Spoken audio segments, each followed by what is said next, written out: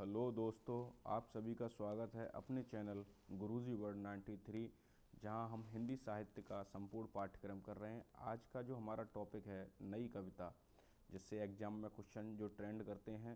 तो आज हम अपने हिंदी साहित्य के लास्ट टॉपिक यानी नई कविता के ऊपर डिटेल में चर्चा करेंगे, और इसके बाद मैं आपको फिर एक एक पार्ट में वीडियो बना के दूंगा, जिनमें आपके उपन्यास या आपकी एकांकी यात्राव्रत वगैरह इन सभी के ऊपर। तो आज हम समझते हैं नई कविता, जो हिंदी साहित्य का हमारा लास्ट टॉपिक है। इसका जो टाइम पीरियड माना गया है वह 1951 ईस्वी से अब तक का माना गया है। जो टाइम पीरियड चल रहा है उसको नई कविता का नाम दिया गया। सॉरी, आधुनिक हिंदी साहित्य में प्रयोगवाद के बाद नई कविता का दौर आया। किसके बाद? जो हमारा आधुनिक युग चल रहा था, ठीक है।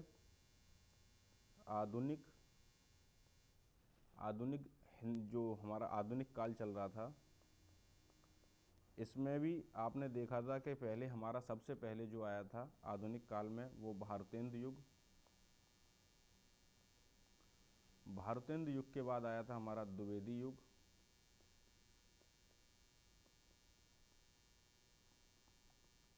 द्विवेदी युग के बाद हमारा आया था छायावाद युग।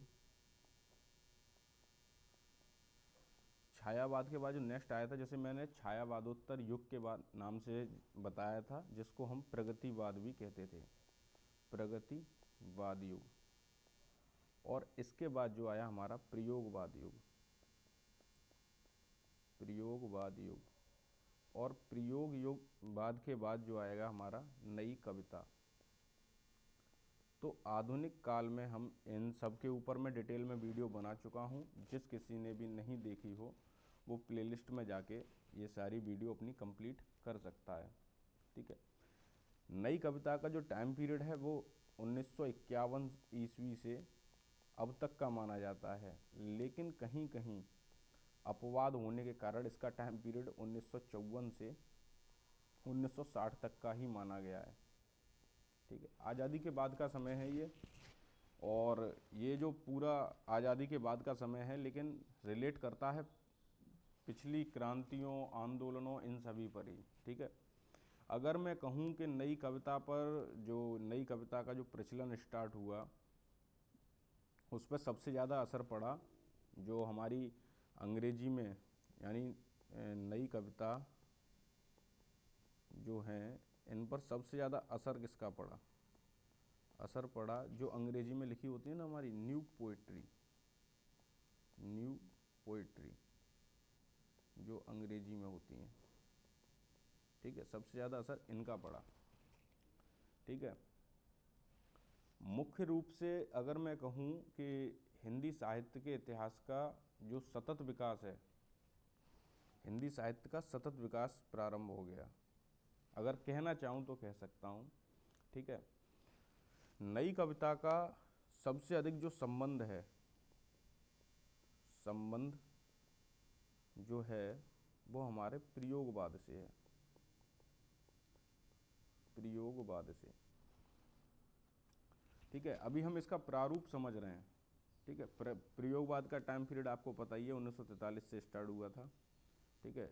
इसके भी काफ़ी मतभेद हैं। ज़्यादातर जगह पे आपको 1943 से 1951 ईस्वी तक ही मिलता है, क्योंकि फिर उसके बाद 1951 ईस्वी से नई कविता का प्रारंभ हो गया था, ठीक है। अब इसकी जो हमने अवधारणा समझी, अब ये नई कविता आई कहाँ से या किस प्रकार इसका संपादन हुआ। तो नई कविता का जो संपादन है, थोड़ा इसको अपने तरीके से मैं आपको समझाता हूँ। ये नई कविता है, इसका संपादन जो हुआ वो नई कविता पत्रिका से हुआ, नई कविता पत्रिका। और इसका श्रेय किसको जाता है? जगदीश गुप्त को,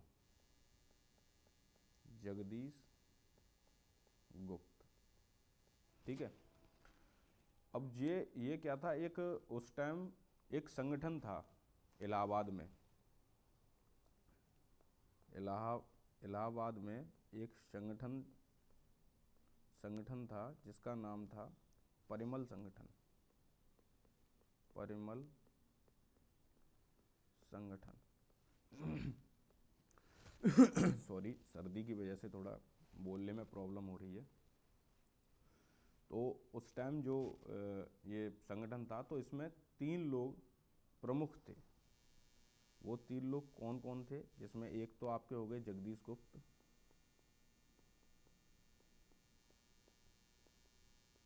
दूसरे आपके हो गए लक्ष्मीकांत वर्मा। लक्ष्मीकांत वर्मा आप लोग लिख लेना, मैंने बोल दिया पूरा नाम। तीसरे थे आपके देव नारायण शाही। ठीक है, ये परिमल संगठन था।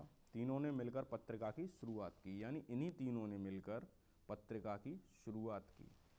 ठीक है, उस टाइम जो था नई कविता में काफ़ी लोग जैसे अगर मैं कहूँ कि नई कविता का अगर मैं नाम सबसे पहले जो उसका यूज़ किया वो हमारे अज्ञे जी ने किया था, जो मैंने आपको प्रयोगवाद में पढ़ाया था। उन्होंने प्रयोगवाद युग ना मानकर उसको नई कविता का युग माना। ठीक है, और इस टाइम आदमी कई विचारधाराओं से प्रभावित था, जैसे कि विभिन्न विचारधाराएं जो थी कि अस्तित्ववाद दर्शन से प्रभावित था, कोई मार्क्सवाद से प्रभावित था, कोई समाजीवाद से प्रभावित था। ठीक है, तो विभिन्न विचारधाराओं के कवि हुए इस टाइम पीरियड में। अब हम थोड़ा इसकी विशेषताओं को समझते हैं कि नई कविता की जो कुछ विशेषताएं, जैसे कि पहला पॉइंट डाल के मैं इसकी विशेषताएं बताता हूँ कि लघु मानववाद या क्षणवाद तथा तनाव व द्वंद्व। तनाव व द्वंद्व उस टाइम पीरियड में क्या था कि देश आज़ाद हुआ था और काफ़ी ज़्यादा तनाव युक्त माहौल था। ठीक है, इसमें जो काव्य की भाषा रखी गई वो हमारी आम जो बातचीत की भाषा है ना, आम बोलचाल की भाषा, बोलचाल की भाषा। ठीक है, इसी में हमारे नए उपमान और नए बिंब है ना, नए में एक बार लिख दिया है मैंने, उसके बाद में बस शॉर्ट में आपको बताता हुआ चल रहा हूँ, और नए प्रतीकों का प्रयोग किया गया।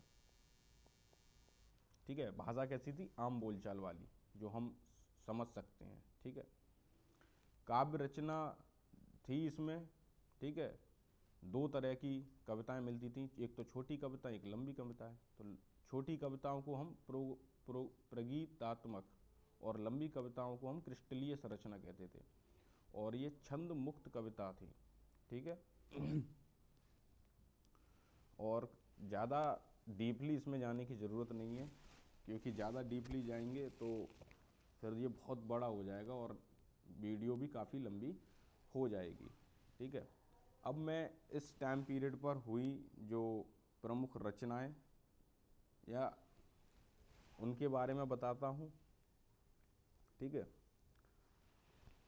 जैसे कि उस टाइम के जो प्रमुख रचना और रचनाकार हुए, जैसे कि कुंवर नारायण। कुंवर नारायण कुंवर नारायण की प्रमुख रचना थी जैसे चक्रव्यूह। चक्रव्यूह, ठीक है, आमने सामने। आमने सामने, कोई दूसरा नहीं। कोई दूसरा नहीं।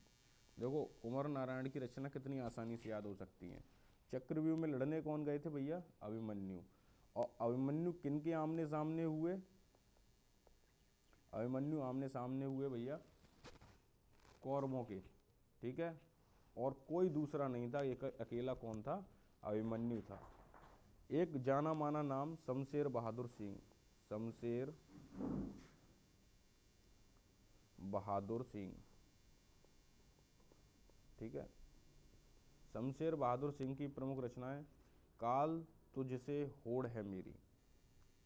काल तुझसे होड़ है मेरी।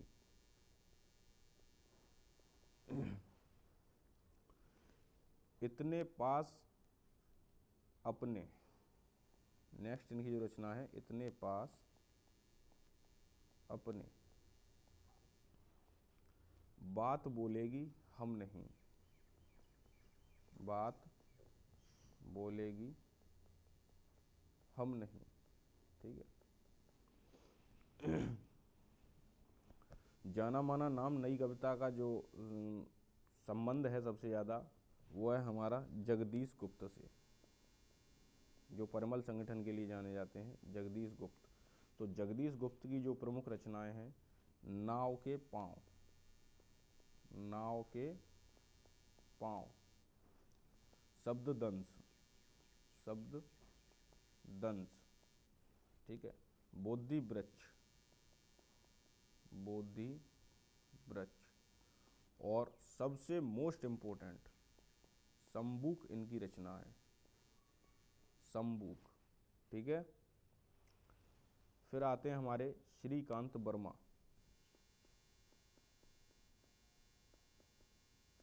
श्रीकांत वर्मा, भटका मेघ, भटका मेघ। ठीक है। माया दर्पण, माया दर्पण। मखद। ठीक है। दिनाराम, दिनारंभ। ठीक है। ये था आज का हमारा टॉपिक, जिसमें मैंने आपको नई कविता के बारे में डिटेल में समझाया, इसका प्रारूप बताया कि ये आई कहाँ से, कैसे इसका प्रारंभ हुआ। और अगर आपको अच्छा लगा हो तो चैनल को ज़्यादा से ज़्यादा शेयर करें, सब्सक्राइब करें। धन्यवाद।